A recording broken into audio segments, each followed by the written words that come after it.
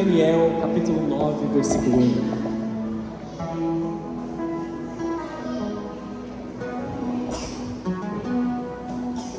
Daniel, capítulo 9, versículo 1. O texto diz assim: era o primeiro ano do reinado de Dário, o Medo, filho de Assuero, que se tornou rei dos babilônicos. Nesse primeiro ano, eu, Daniel, ao estudar a palavra do Senhor revelada ao profeta Jeremias, compreendi que Jerusalém deveria permanecer desolada por 70 anos. Diga comigo, 70 anos. Então me voltei para o Senhor Deus e supliquei a Ele com oração e jejum. Também vesti pano de saco e coloquei cinza sobre a cabeça. Orei ao Senhor, o meu Deus, e confessei: ó Deus, és Deus grande e temível. Tu guardas a tua aliança de amor leal para com os que te amam e obedecem os teus mandamentos. Eu amo o texto de Daniel.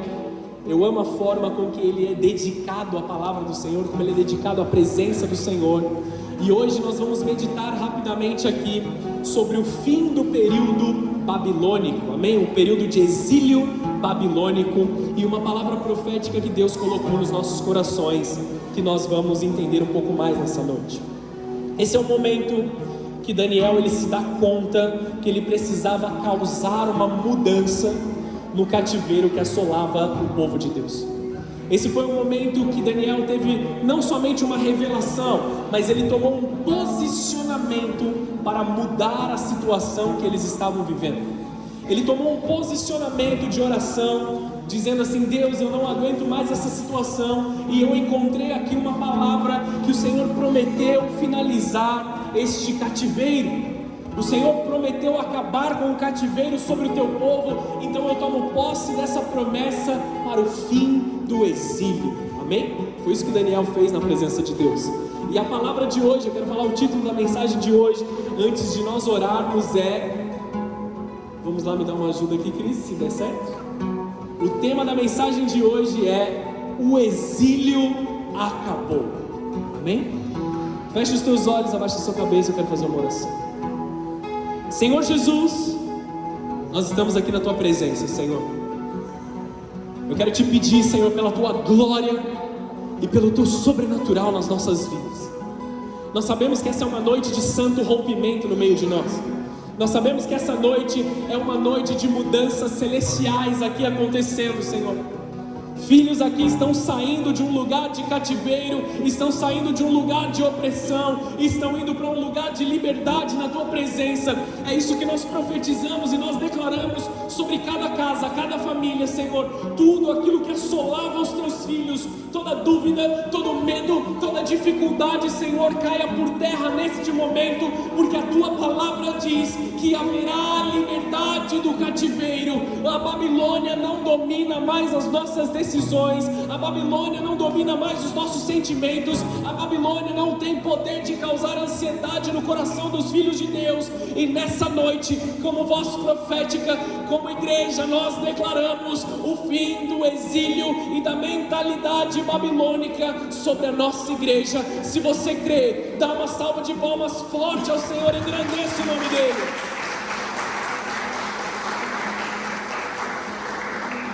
Amados, o que tinha acontecido aqui? O povo de Israel, ele havia pecado em não guardar o sábado. Ele havia pecado em não descansar na presença de Deus, buscando ali uma autossuficiência neles mesmos. O povo de Deus, ele deixou os anos sabáticos de lado, os anos de descanso de lado, e sobreveio sobre eles o exílio da Babilônia. A Babilônia dominou aquela região de Israel, de Jerusalém, e levou muitos homens e mulheres cativos à Babilônia. Saqueou o templo, arrancou as coisas de adoração, os utensílios de adoração do templo de Jerusalém, os levou embora e os usou para adoração a outros deuses. Houve ali um roubo, houve ali uma destruição. Fisicamente, Jerusalém estava abandonada. Foram vários os momentos em que Jerusalém foi atacada e foi subtraída pela ira dos babilônicos, amém? Daniel foi um desses homens, que ele foi levado para a Babilônia, mas ele não decidiu ficar parecido com a Babilônia. A Bíblia diz que Daniel, no seu coração, decidiu não se contaminar, amém? Então, mesmo estando na Babilônia, ele foi um homem que não se contaminou. Era tempo de Deus chacoalhar as coisas e causar uma restituição e um retorno à essência. Daniel clamou pelo cumprimento da profecia anteriormente liberada pelo profeta Jeremias. De tempos em tempos, Deus vem sobre a igreja, Deus vem sobre as nações, Deus vem sobre o povo, e Ele chacoalha o povo. Ele chacoalha as casas, Ele chacoalha as famílias, Ele chacoalha as empresas, para que as coisas voltem para o lugar onde elas não deveriam ter saído. Quando Jesus ele olha para a figueira infrutífera, ele diz assim: vamos arrancar esta figueira, vamos arrancá-la, porque ela não está produzindo frutos, e nós estamos na estação dos frutos requeridos, amados.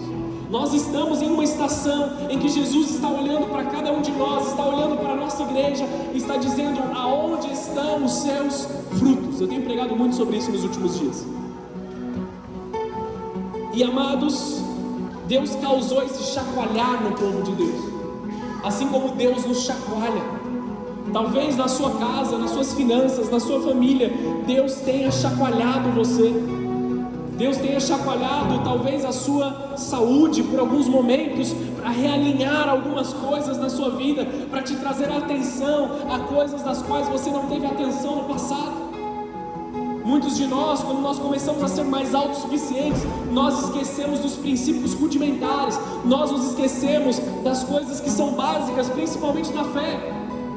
Eu já fiz daquele jeito, eu já sei como faz, eu já sei como acontece, então eu simplesmente vou continuar, eu vou continuar de qualquer jeito. Então vem o chacoalhar de Deus sobre as nossas vidas, não para nos matar, não para nos maltratar, mas para nos trazer de volta ao propósito e ao princípio. Vocês estão entendendo aqui?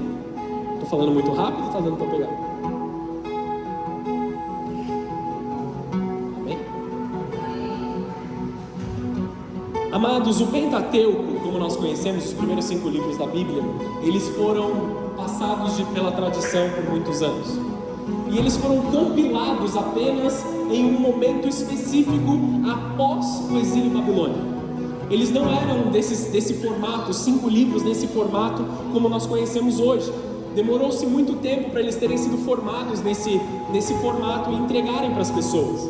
O homem que causou, um dos homens que se subentende, que se causou essa compilação, essa preparação, editar esses textos e trazê-los próximos, foi um homem chamado Esdras. Esdras e Neemias são homens que agiram fortemente na reconstrução de Jerusalém, do templo e da adoração. Nós vemos 2 figuras fortes aqui: Esdras, como homem que pregou a palavra, que ensinou a palavra para um povo que tinha a sua mentalidade cativa à Babilônia, um povo que havia esquecido a palavra, que havia esquecido a lei, que havia esquecido o ensino. Então eles ouviram desde o começo a palavra. Então nós podemos dizer que Esdras foi o homem que construiu as muralhas espirituais para o povo naquele momento. Ele reestabeleceu os cultos de adoração, ele reestabeleceu os formatos de adoração no templo. E Neemias foi um líder administrativo. Ele reconstruiu, ele unificou o povo para a reconstrução física dos muros. É algo que nós vamos falar aqui. Nós temos 3 figuras mais específicas depois desse retorno do povo para Jerusalém. Não dá tempo de eu falar tudo, porque nós teríamos que discorrer sobre o livro de Jeremias, de Daniel, de Ageu, de Zacarias, depois Esdras e Neemias. São muitas coisas para nós falarmos. Mas se você gravou enquanto eu falei rapidamente aqui, depois você leia na sua casa. Não deu para gravar, né? Depois eu escrevo para vocês. Nós temos Zorobabel, Neemias e Esdras. Eles tiveram um papel muito maior do que apenas reconstruir o templo e trazer as pessoas de volta. Eles reconstruíram o templo e cuidaram de toda a parte administrativa. de como funcionavam os cultos a Deus, os tempos de festa, as celebrações, como deveriam guardar o sábado, e cuidaram da legislação do povo após o exílio. Então, amados, nós, saindo da Babilônia, saindo do mundo, precisamos passar por um ensino e uma correção, assim como esse povo fez, assim como eles fizeram, sobre a vida daqueles que saíram do exílio. Lembre-se que nós estamos em um ano de João 3:28, de 28 até o 30. O texto diz assim: vocês sabem que eu lhes disse claramente, eu não sou o Cristo, eu estou aqui apenas para preparar o caminho para Ele. É o noivo que se casa com a noiva. O amigo do noivo simplesmente se alegra de estar do lado dele e ouvir os seus votos. Portanto, muito me alegro com o destaque dele. João Batista está falando sobre Jesus. E aí o texto que nós temos usado quase todos os cultos aqui: ele deve se tornar cada vez maior e eu cada vez menor. Amados, nós não estamos aqui para substituir o Cristo. Nós não estamos aqui com reuniões de entretenimento para que você tenha algo que tipifique Cristo na sua vida, mas nós estamos aqui para clamar que eu diminua, que cada um de nós sejamos cada vez menores, para que a glória de Cristo venha se manifestar nas nossas vidas. A nossa oração tem que ser todos os dias, que Ele cresça, que eu diminua. Deus, se eu estiver atrapalhando, me tira do caminho também. Deixa eu sair do caminho para que a sua glória venha. Deixa eu sair do meio do propósito para que a sua glória venha. Que não sejamos nós a impedir aquilo que o Espírito Santo está fazendo nesse tempo. Estamos preparando o caminho para Cristo, amados. Estamos construindo muros espirituais para que vidas possam adorar a Deus. Precisamos nos lembrar da cultura, lembrando que nós estamos caminhando em tempos de temor, de graça e de perdão. Nós temos falado isso muito constantemente, porque eu estou repetindo para que mantenha-se vivo no teu coração. Estamos em um tempo de demonstrar temor a Deus, de viver na graça do Senhor, em perdão. Ageu foi um dos profetas desse tempo também. E ele profetizou isso durante a reconstrução do templo, época de Esdras e Neemias que eu estou falando. Essa profecia, ela tem um duplo cumprimento, tanto na época que eles estavam, quanto na vinda de Jesus, mas também tem um cumprimento profético nas nossas vidas nessa estação. E você precisa se preparar e guardar esse texto na sua mente, porque isso é sobre você. Até então eu estava só introduzindo a palavra de Deus, mas para que você entenda que o exílio babilônico acabou sobre a tua vida, você precisa tomar posse desse texto na tua vida, como Daniel tomou posse daquele texto e fez com que a realidade liberada nos céus viesse para a terra. Através da nossa oração, aquilo que já foi liberado espiritualmente nos céus pode vir para a terra, e nós podemos viver as melhores coisas do Senhor. Amém? Abra sua Bíblia comigo em Ageu capítulo 2, versículo 5.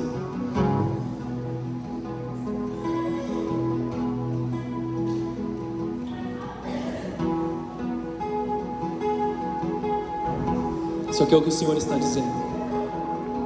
Ele disse para aquele povo no momento da reconstrução dos muros. Ele diz sobre a tua vida, remanescente fiel do Senhor.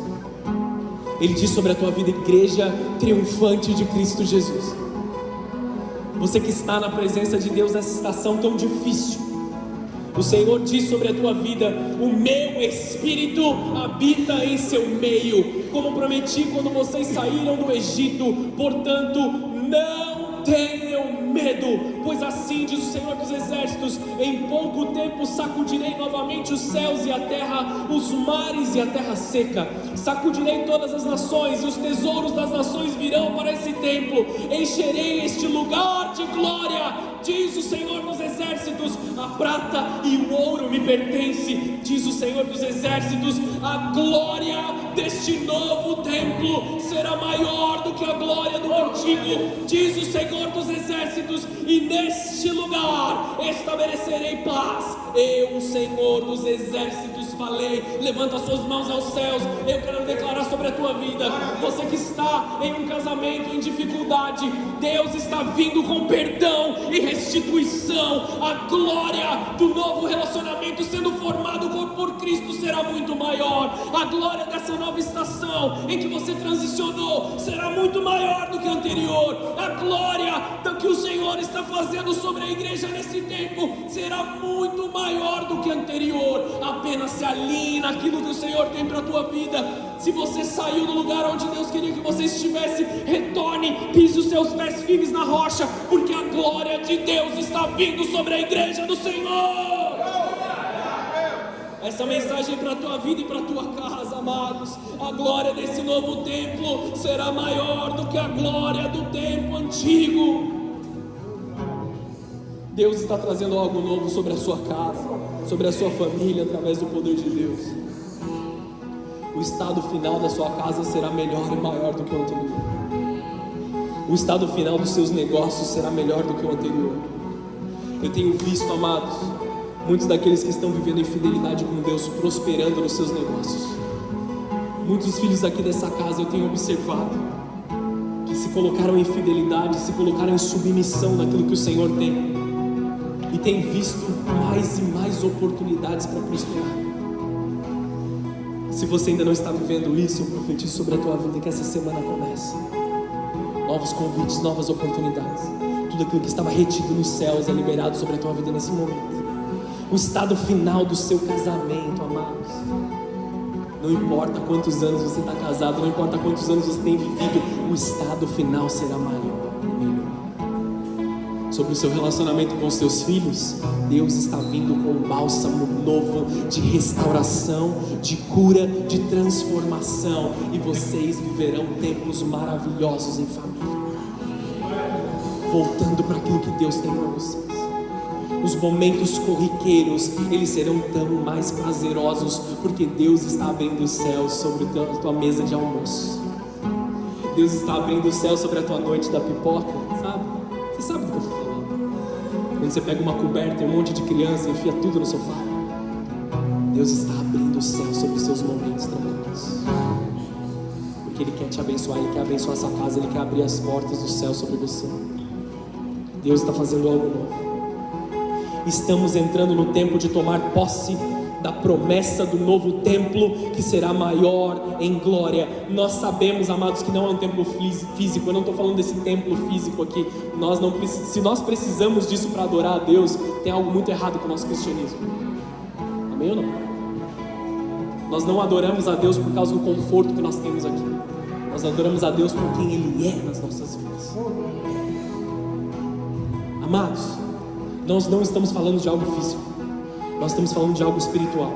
Não é nem no monte, nem em Jerusalém, é em espírito e em verdade. É em espírito e em verdade que Deus está derramando uma glória maior. A glória da segunda casa está sobre a igreja do Senhor. O tempo de exílio acabou, o tempo da Babilônia acabou.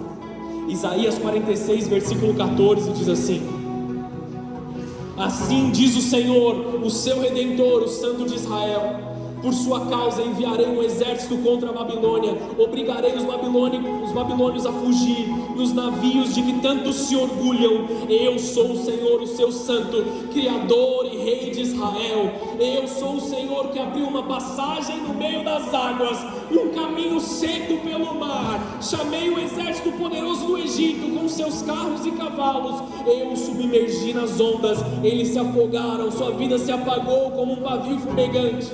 Isso aqui foi o que aconteceu no passado. Isso aqui foi a liberdade que Deus deu no passado para nós. Só que Deus não para aqui, amado. No versículo 18 Ele diz assim: sabe tudo isso que é maravilhoso que eu já fiz na sua vida? Esqueçam de tudo. Não é nada comparado ao que eu vou fazer, porque eu estou prestes a realizar algo novo. Vejam, eu já comecei. Não percebem? Abrirei um caminho no deserto e farei rios nas terras secas. Deus está fazendo rios fluírem em lugares de sequidão. Aos corações machucados, aos corações endurecidos, rios de águas vivas voltam a fluir de dentro do teu coração. Rios de águas vivas estão voltando a fluir, amados. no seu lugar de dor, no seu lugar de sequidão, no lugar onde a sua ansiedade não aguenta pisar, no lugar onde a depressão tomou a tua vida. Deus está te arrancando dali e gerando água fresca sobre a igreja.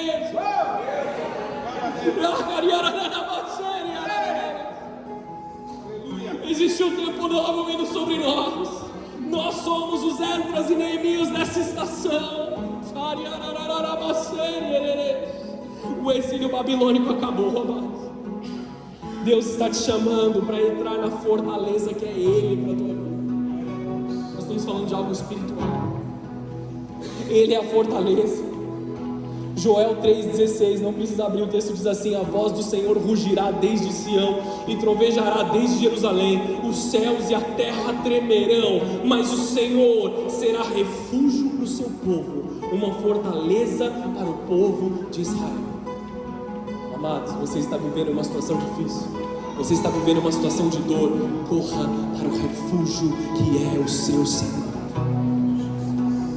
Muitas das nossas situações, amados, se dão pelo nosso afastamento do refúgio de Deus nas nossas vidas. Corra de volta para o Senhor. Se você não conhece o Senhor, vá até a presença dEle intensamente nessa noite. Corra em direção ao Senhor. Existe uma fortaleza, um lugar de proteção, de segurança, uma fortificação, uma construção militar ali, para não deixar que os inimigos ataquem a sua vida. Não estou falando de inimigos de pessoas, amém? Nós somos cristãos, não podemos ter inimigos, amém, amados? Nosso papel é perdoar. Já preguei sobre perdão. Se você não ouviu essa palavra, compre o livro. Perdoar é necessário.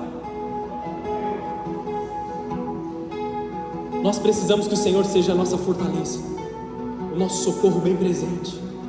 Contamos com o seu amor e a sua promessa todos os dias de nos proteger e nos guardar no seu amor, e é isso que Ele faz.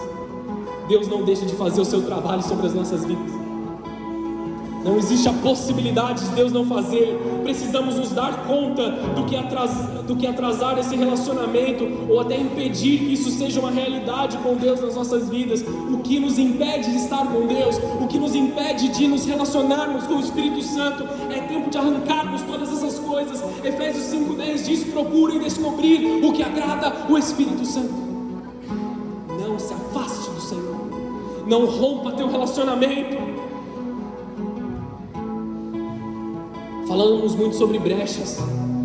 Isaías 30, versículo 13 diz assim: por isso essa maldade vos será como a brecha de um alto muro, que formando uma barriga está prestes a cair, e cuja a quebra virá subitamente. Deus está chamando profetas, Deus está chamando atalaias, Deus está chamando vidas nesse momento, amados, para tapar as brechas do muro. O que são brechas que você tem trazido para o seu relacionamento com Deus? E quais são as brechas você, como diácono e como líder, tem trazido para a casa do Senhor? Você tem trazido brechas sobre a tua vida, reclamações, você tem trazido ali murmúrio, você tem trazido descontentamento, insatisfação, você tem retido os seus dízimos e as suas ofertas, o que também gera uma brecha dentro da casa do Senhor. Se a liderança está vivendo isso, gera uma brecha.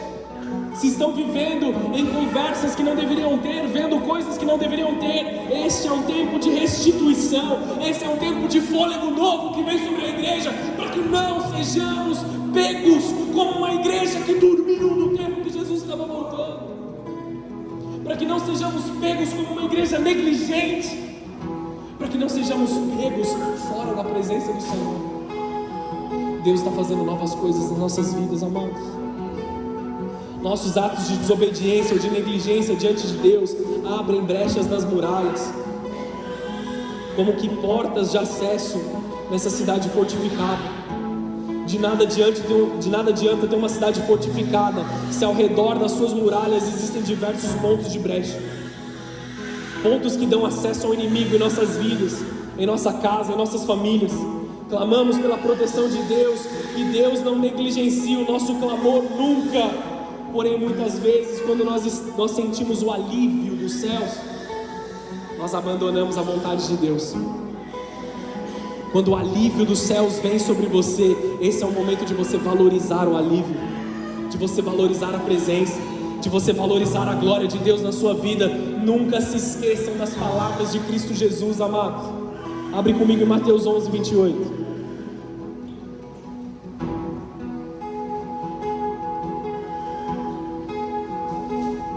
Você deve conhecer de cor já esse momento. Esse chamado é para você. Você não precisa ficar carregando. Você não precisa ficar se esforçando. Isso aqui é o que Jesus diz para o teu coração. Venham a mim, todos vocês que estão cansados e sobrecarregados, e eu lhes darei descanso. Tomem sobre vocês o meu jugo e deixem que eu lhes ensine, pois sou manso e humilde de coração, e encontrarão descanso para sua alma. O meu jugo é fácil de carregar e o fardo que lhes dou é leve. Hoje Deus remove de você o jugo do exílio babilônico. Tantas coisas que vocês foram ensinados enquanto estavam fora da presença de Deus, tantos vícios que geraram na sua vida. Eu não estou falando somente de drogas e bebida, mas tantas coisas que foram geradas na sua vida. Deus está removendo esse jugo.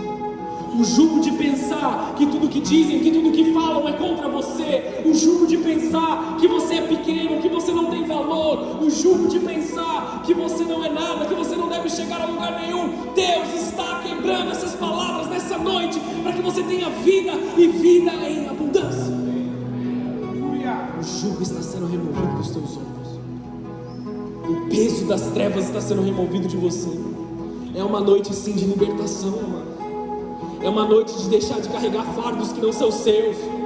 Você não é mais escravo.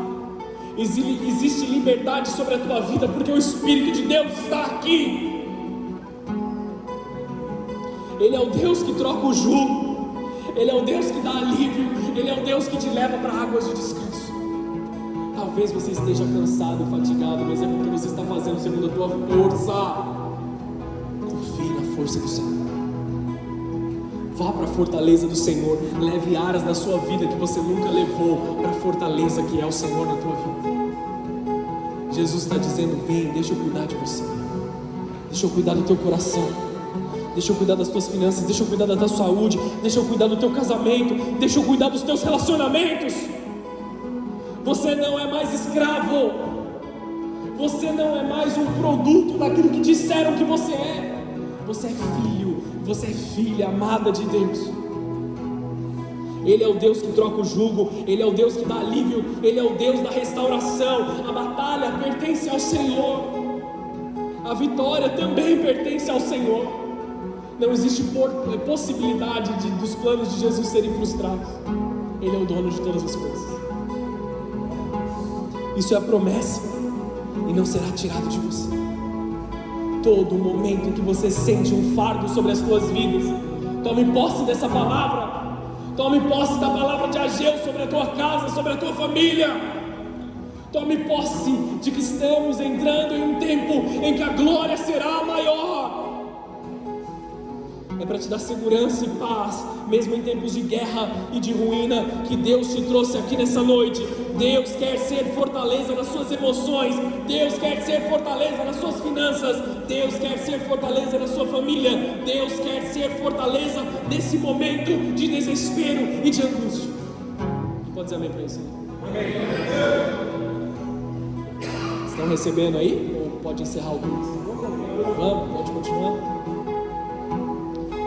Deus troca o jugo. O Deus que alivia o fardo está aqui. O Deus que muda sentenças está diante de nós. O Deus que vai aliviar a sua casa, o seu fardo, Ele está diante de nós aqui, amados. O tempo do exílio acabou. Mais uma palavra de Deus para você. 1 Pedro, capítulo 5, versículo 6. Portanto, humilhem-se sobre o grande poder de Deus, e no tempo certo Ele os exaltará. Entregue-lhe todas as suas necessidades, pois Ele cuida de vocês. Estejam atentos. Tomem cuidado com o seu grande inimigo, o diabo, que anda como um leão, rugindo à sua volta, à procura de quem pode devorar. Permaneçam firmes contra ele, e sejam fortes da fé. Lembrem-se de que seus irmãos em Cristo, em todo o mundo, estão passando pelos mesmos sofrimentos. O meu sofrimento é o mesmo de que muitos outros irmãos, o seu sofrimento é o mesmo de que muitos outros irmãos, amados. Nós não estamos sozinhos nessa caminhada. Satanás continua nos enganando que nós estamos sozinhos, mas nós temos uma família, nós temos um cuidado de Deus sobre nós. E o versículo 10 diz assim: Deus, em toda a sua graça, os chamou para participarem da sua glória eterna por meio de Cristo Jesus. Assim, depois que tiverem sofrido por um pouco de tempo, Ele os restaurará, os sustentará e os fortalecerá e os colocará sobre um firme alicerce. A Ele seja o poder para sempre. Ele os sustentará, amados. Ele é o alicerce do qual nós estaremos com os nossos pés firmes. O inimigo das nossas almas constantemente está buscando uma brecha na sua vida, para que ele tenha acesso, para te destruir, para te tragar. Chamamos ele de inimigo pela compreensão de que o foco e o objetivo de Satanás é matar, roubar e destruir cada um de nós. É desconstruir tudo aquilo que nós estamos construindo na presença de Deus. É desconstruir tudo aquilo que Deus está fazendo em nós. Ele não somente se contenta em te roubar, em te subtrair, mas Ele quer a sua morte, Ele quer o seu fim, amado. Só existe vida em Deus. Você precisa saber disso. Mas nós temos um Deus que é acima de todas as coisas, que é acima de todo o poder, Jesus Cristo, que nos chamou para a vida eterna, que nos chamou para a glória eterna. É um pouco louco nós pensarmos, amados, que nós cremos que Cristo nasceu de uma virgem, que Ele morreu e ressuscitou, que Ele está sentado à destra de Deus Pai nesse momento, e nós não cremos que o nosso relacionamento pode ser tocado, e nós não cremos que as nossas finanças podem transitar para um lugar de bênção. Nós cremos no mais sobrenatural do sobrenatural, mas para as coisas corriqueiras o nosso medo fala mais alto. Nós precisamos entender que nós estamos debaixo de uma fortaleza. Ele é a nossa fortaleza segura. Portanto, humilhai-vos diante dele nessa noite. Faça seu coração ser lançado ao pó mais uma vez, em arrependimento, em remissão. Deixa Deus fazer novas todas as coisas na tua vida. Deixa Deus gerar coisas novas. Esqueça-se do passado, esqueça-se das dores do passado, esqueça-se das discussões do passado. Isso não te serve de nada, igreja. Olhe para frente, olhe em direção daquilo que Deus tem para você. Deus te trouxe aqui nessa noite. Ele conhece as suas dores, Ele é a fortaleza que conhece a sua angústia, Ele é a fortaleza que conhece os pensamentos de dor, e Ele não tem a intenção de deixar você permanecer nesse lugar. Ele quer te tirar daí, Ele quer te dar glória e graça. Nós estamos diante de um Deus de glória, nós estamos diante de um Deus exaltado sobre todas as coisas. Se você está aqui nessa noite é porque Deus queria que essa palavra fosse pregada sobre a tua vida.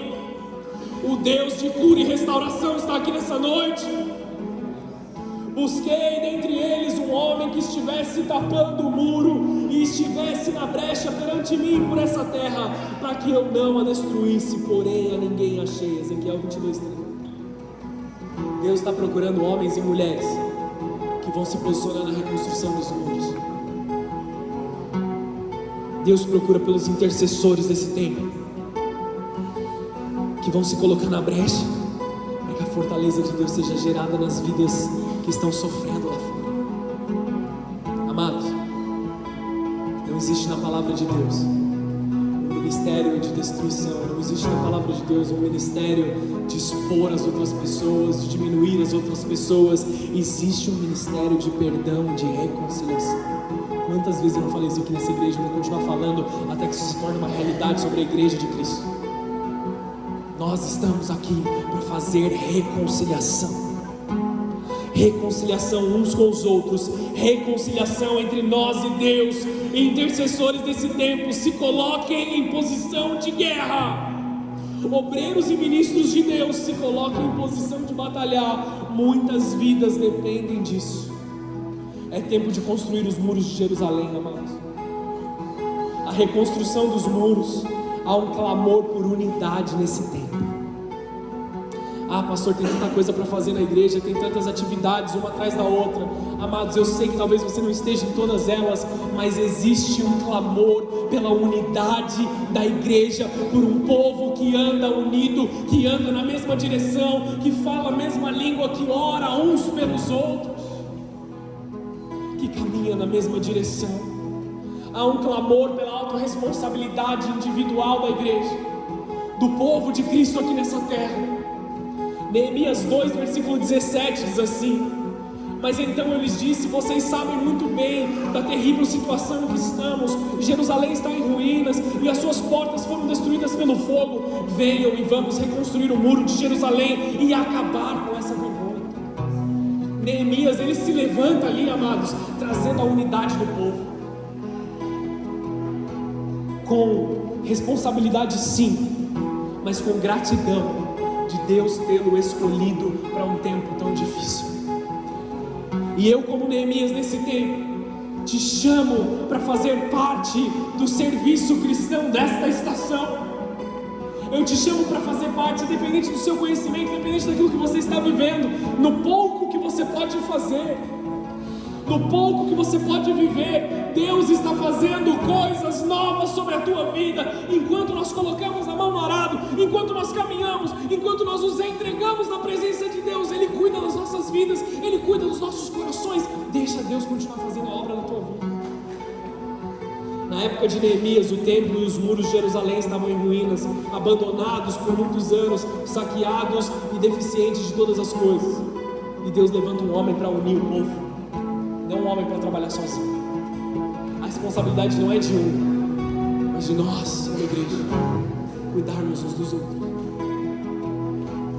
Há um clamor por unidade. A chave desse homem foi indignação com o tempo que ele estava vivendo.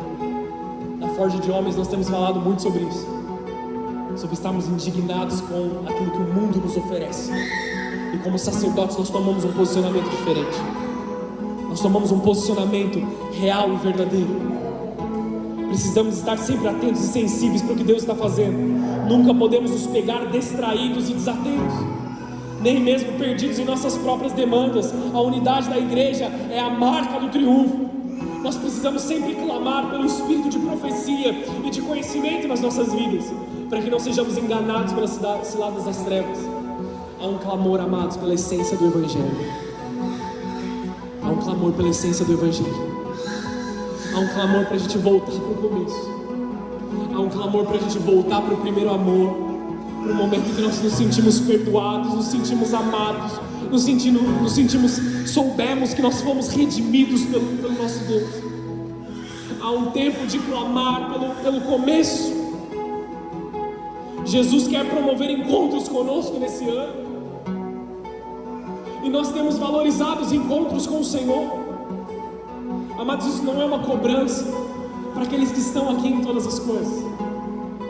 Isso não é uma cobrança para aqueles que têm se entregado, que têm feito, mas é um chamado para a unidade daqueles que estão afastados. Deus conhece teu coração, Deus conhece as tuas limitações, e você não vai além disso. Mas existe um clamor nesse tempo de unidade da igreja. Ele permanece sendo um Deus ciumento, um Deus que nos ama, o mesmo Deus que morreu na cruz por nós, é o Deus que quer ter um relacionamento com o seu povo. Nós temos ouvido ultimamente que Deus tem saudade de nos encontrar, Deus tem saudade de nos ver chorando, Deus tem saudade de nos ver aos pés dele, derramados, sem agenda. Eu vou para a igreja porque hoje eu preciso agradecer. Não tem nada de errado em você ir à igreja para agradecer, mas não deixe de agradecer ao longo da sua semana. Que este não seja o único momento que você se encontra com Deus. Se encontre com Deus todos os dias.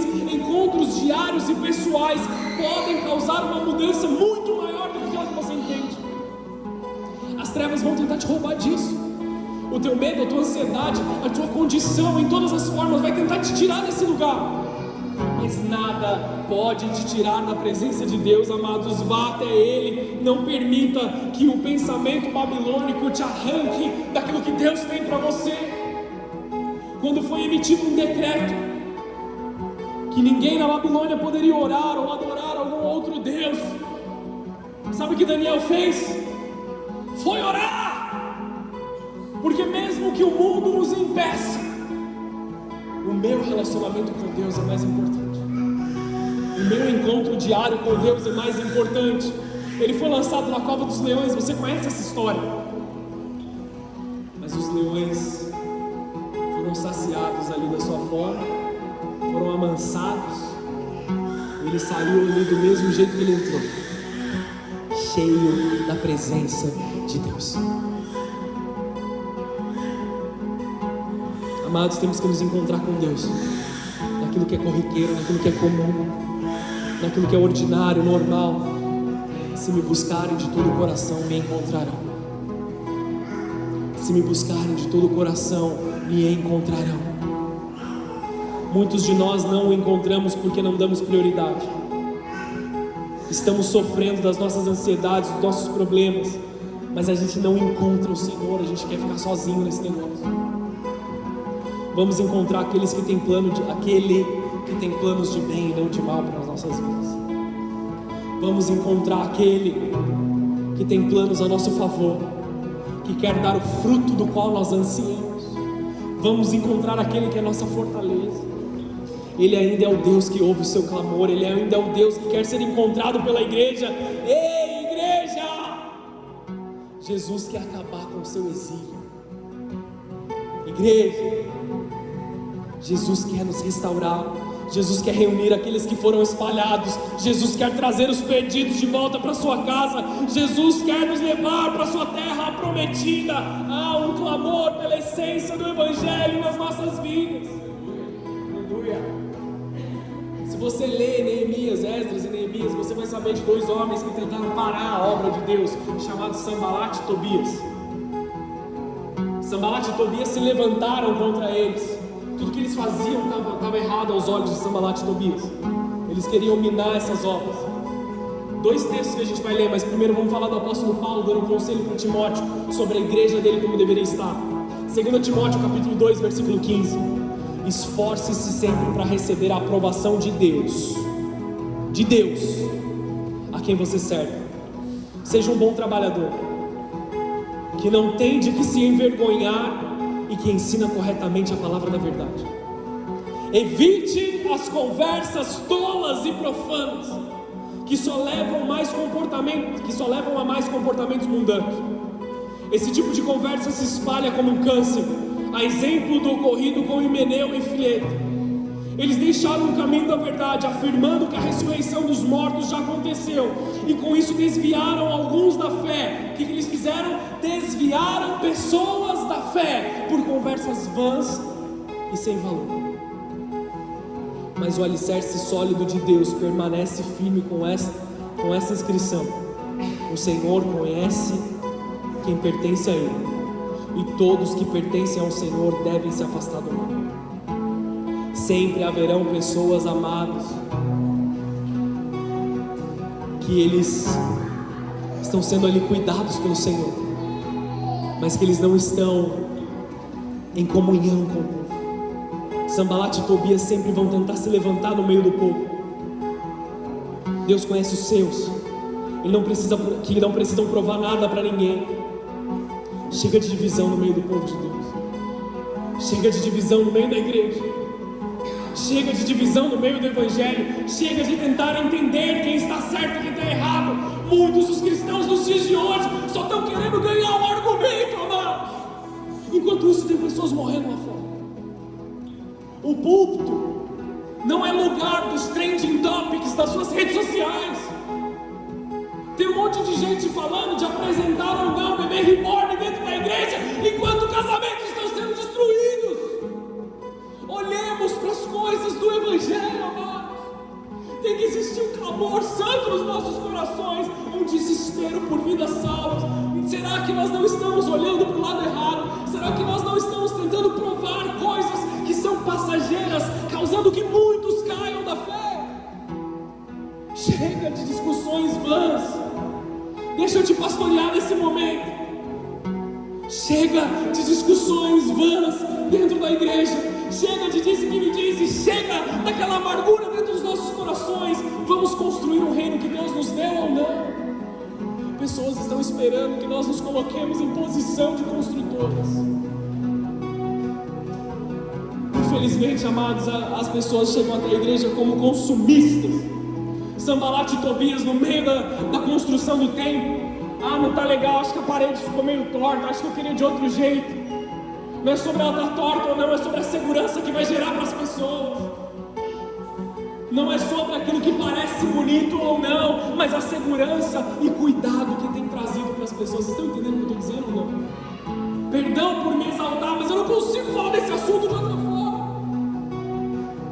Tem que existir dentro dos nossos corações um santo clamor por vidas. Tem que existir dentro de nós um desespero, amados, de estarmos em unidade. O exílio da Babilônia acabou. Nós estamos aqui pensando em coisas passageiras. Nós estamos gerando brigas, gerando discussões por coisas pequenas. E muitos nas drogas, muitos nas discussões. O exílio acabou. Chega de divisão no meio do povo de Deus. É um tempo da igreja se unir como não houve unidade antes. O acusador dos irmãos está aí afora, derrubando todas as coisas, desconstruindo todas as coisas, menosprezando, causando amarguras, causando distensões. Eu estou falando de Sanbalat e Tobias, mas alguns de vocês não conhecem. Deixa eu ler o texto aqui para você entender. Neemias 4, versículo 1. Sanbalat ficou furioso quando soube que estavam reconstruindo o muro. Sanbalat morava onde? Jerusalém. Ele se beneficiaria daquilo. Ele ficou furioso. Pergunta: que sentido faz? Indignou-se e zombou dos judeus. Disse na presença de seus companheiros e dos oficiais do exército samaritano: o que esse punhado de judeus fracos pensa que está fazendo? Imaginam que serão capazes de construir um muro em que um dia só pode oferecer algum sacrifício? Pensam que podem fazer algo com as pedras queimadas que tiraram de um monte de entulho? Tobias, o amonita, estava ao seu lado e comentou: basta uma raposa subir lá, esse muro de pedra desaba. Enquanto uns constroem, outros caçoam das coisas que estão fazendo. Enquanto uns se entregam, outros acham um motivo para dizer que eles não estão se entregando do jeito certo, embora eles não estejam fazendo nada. Sanbalat e Tobias não estavam fazendo nada, além de criticar Neemias e Esdras. Eu sei que essa repreensão é dura, eu sei que é uma exortação forte sobre a igreja do Senhor, mas se eu não falar isso, dificilmente você vai ouvir isso em outro lugar. Você que é dessa igreja, deixa eu te pastorear e te trazer para perto nesse momento. Chega de reclamações vãs. Ou nós nos dispomos a construir o reino de Deus naquilo que Deus nos colocou, sabedoria e entendimento para nós fazermos, cada um no seu lugar, cada um no seu quadrado, cada um na sua missão. Ou nós todos seremos consumidos pelo fogo no momento, porque negligenciamos aquilo que Deus tem para as nossas vidas. Você pode dizer amém para isso? Amém. É um tempo de a igreja se unir como nunca antes. Neemias 4,16, pula um pouco para frente. Dali em diante, porém, apenas metade de meus homens trabalhava, pois a outra metade ficava de guarda com lanças, escudos, arcos e couraças. Os líderes ficavam na retaguarda de todo o povo de Judá, que construía o muro. Os trabalhadores prosseguiam com a obra, com uma das mãos levavam as suas cargas, enquanto a outra segurava uma arma. Todos os construtores tinham uma espada presa à cintura. O tocador de trombeta ficava comigo para dar sinal de alerta. Então expliquei aos nobres e aos oficiais e ao restante do povo: a obra é extensa, estamos muito separados uns dos outros ao longo do muro. Quando ouvirem o toque da trombeta, corram para onde ele soar. O nosso Deus lutará por nós. Trabalhamos o dia inteiro, do nascer ao pôr do sol, e metade dos homens estava sempre de guarda. Nessa ocasião eu disse aos que moravam fora dos muros que passassem a noite em Jerusalém. Assim eles e seus servos poderiam ajudar na guarda à noite e trabalhar durante o dia. Nenhum de nós, nem eu, nem os meus parentes, nem os meus servos, nem os guardas que estavam comigo, trocava de roupa. Carregávamos sempre nossas armas, até mesmo quando íamos beber água. amados, eles estavam o tempo todo trabalhando e prontos para a guerra. Muitos figuram esse tempo como um tempo que eles estavam com a enxada numa mão e a espada na outra. Muitos figuram esse tempo como um tempo de trabalho e de guerra. E de fato, amados, nós estamos em um tempo em que as nossas armas têm que estar muito bem estabelecidas. De quais armas eu estou falando? Perdão, temor, valorizar a presença de Deus, valorizar a glória de Deus nas nossas vidas, acima de tudo, fundamentos e valores para guerrear uma guerra espiritual. Deus está restaurando grandes coisas na sua vida. É um tempo de renovo, de cuidar do que nós não tivemos tempo de cuidar lá atrás, de cuidar daquilo que nós negligenciamos lá atrás, de cuidar daquilo que nós não tivemos a oportunidade. E eu preciso te dizer essa palavra. Deus me disse, no momento ali que eu estava terminando de escrever a mensagem, Deus falou assim: eu vou remir o tempo de muitos. O que é remir o tempo? Remir é trazer de volta as oportunidades. O tempo que passou e as situações que passaram, elas foram embora. Mas quando Deus vem remir, não redimir, remir, Ele está trazendo de volta as oportunidades que nós não tivemos. Ele está trazendo de volta aquilo que nós desperdiçamos, ou aquilo que nós deixamos de focar porque estávamos focados em outras coisas. Nem sempre é um pecado, nem sempre é um erro. Muitas vezes você estava focado em alguma coisa e não percebeu. Deus está trazendo de volta essa oportunidade sobre a tua vida. Muitos de vocês gostariam de voltar para o passado e reviver algumas coisas que deixaram de viver, ou de viver de uma forma diferente. Deus está remindo o tempo sobre a tua vida. A glória da segunda casa será maior do que a primeira. Esse tempo que Ele está fazendo sobre a tua vida é um tempo maior e melhor. Pega a sua espada, pega as suas ferramentas de trabalho. Deus está restaurando a palavra dEle em nós. Feche os teus olhos, abaixa a sua cabeça. Deus está restaurando grandes coisas nas nossas vidas. Nós vamos adorar ao Senhor aqui nesse momento. Nós vamos adorar.